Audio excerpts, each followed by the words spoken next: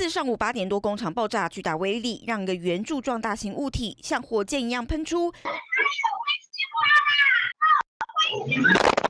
事发在台南山上区一间亚克力工厂，不少民众拍下爆炸后火光冲天，甚至形成蕈状云。修啊！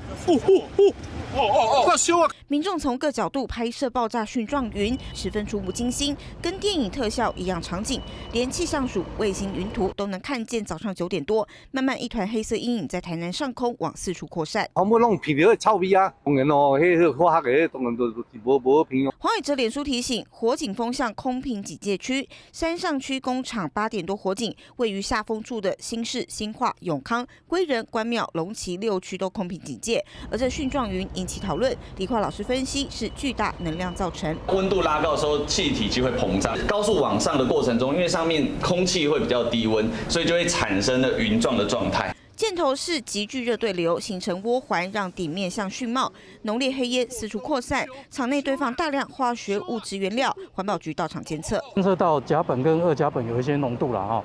那在这个周遭的附近的话是没有监测到这些物质，但是这个 PM2.5的部分。